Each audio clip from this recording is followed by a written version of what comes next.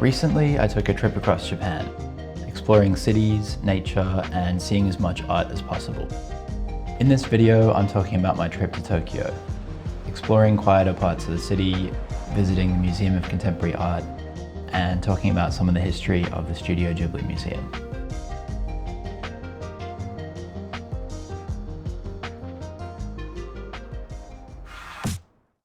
My name is Sebby T.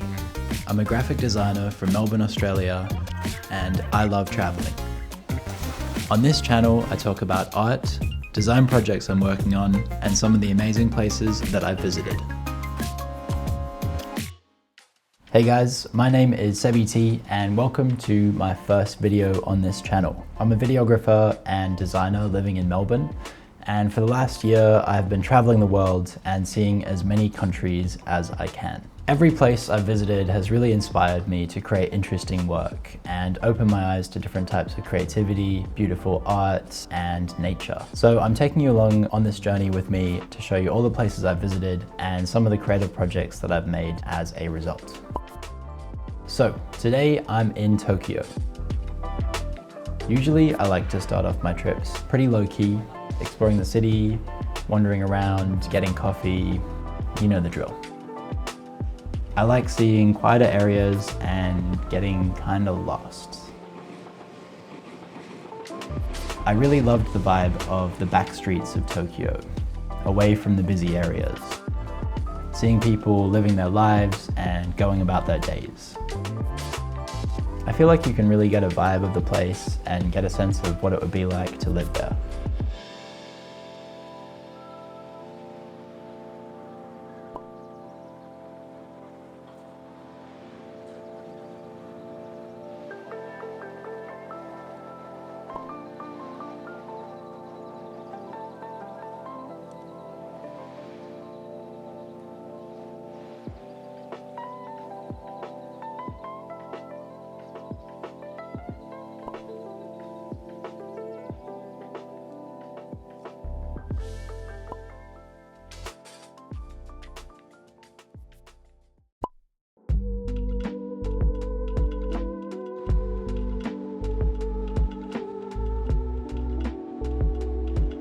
So after a bit of exploring, I'm heading to the Museum of Contemporary Arts.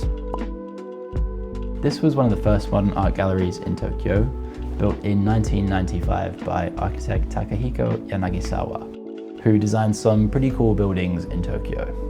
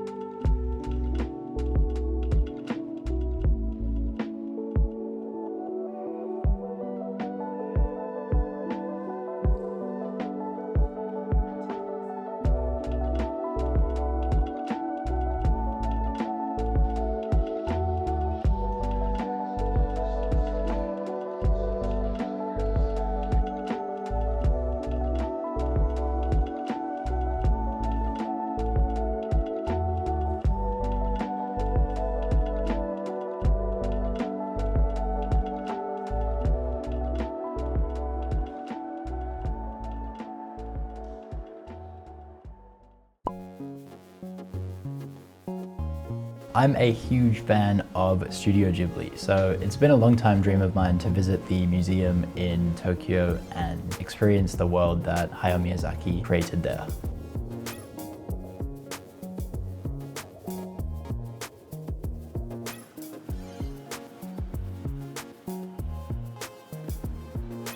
Hayao Miyazaki designed the museum himself, using paintings and storyboards as if he were developing one of his movies. Unfortunately, the museum doesn't allow video inside, but it was definitely worth the visit if you're a fan of Studio Ghibli. The museum had so many cute details and an amazing gift shop where you can get things like this guy, Totoro, and also this guy, who's both a keychain and also Totoro's friend. I feel like maybe I got off track here, Ghibli is a huge source of inspiration for me, and I love looking through this book about Hayao Miyazaki's work. It has a lot of his processes, sketches, and lots of cool stuff behind the scenes about the movies as well. As an illustrator, it's really cool to see the way Miyazaki approaches art and ideas. It helps me get inspired when I'm not sure how to approach a drawing, and gives me confidence to try new styles and ideas. There's so much detail in all the pieces and so much character, and it really helps motivate me with my own work. I've even tried to recreate some of his drawings in my own style.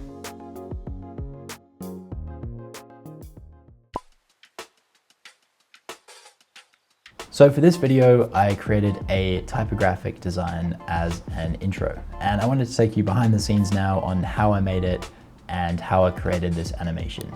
I started researching some typography inspired by Japan and finding some cool examples that I like the look of.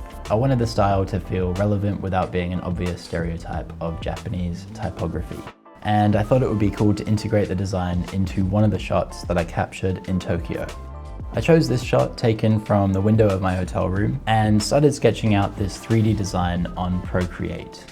I was liking the colors and general design, but it wasn't looking refined enough to work as a final piece, so I had to get creative to think of some way to elevate it. I really like creating analog design elements in my work and getting off of digital screens. So I went to my local art supply store, bought some colored paper, and started creating the design the old-fashioned way. This was a lot harder than I thought, and in hindsight, I should have made it a bit larger because I had to cut some of these pieces so tiny that it was really hard to glue them down. Honestly, this is part of the problem with creating a design without a plan, but it's also part of the fun and leads you to more interesting outcomes than if you decide what you're going to make from the beginning.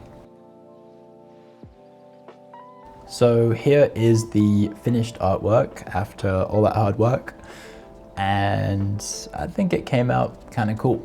So here it is, and you can kind of see it's got like a nice 3D vibe.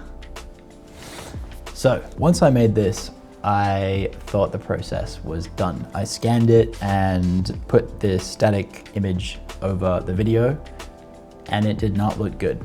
It looked kind of flat and boring, so I was disappointed and I gave up for a few days. A few days later, as I was taking a little break from work, I picked this up and just started kind of playing with it and then put it down on my desk. And it gave me the idea to create a stop motion animation, kind of like Monty Python, which would show me putting this down over the video and make it feel a little bit more interactive than I'd originally planned. When I was happy with the action and the images that I'd captured, I brought the files into Photoshop and took away the background. Then I brought my graded video clip and the etched photos into After Effects, and from here the process got a little bit easier. I created a stop motion animation and then basically tracked the motion in the handheld video footage and applied that to the letters so that they look like they're part of the video and not kind of floating around separately. This is the final result. I was pretty happy with the final animation. If I were to do it again, I probably would make some changes so it can be perfect, but considering I started this without a plan, I'm pretty happy with the result. I think the most interesting work honestly comes from this type of approach where you just start the project without too much of a plan and see where it goes. And there are sometimes little mistakes, like this is not perfect by any means, but that kind of makes it fun and gives it a little bit of character. So this brings us to the end of my first video. Hopefully it was interesting seeing some of my Tokyo trip and my creative process, and I'll see you in the next one when I go to Naoshima Art Island for part 2.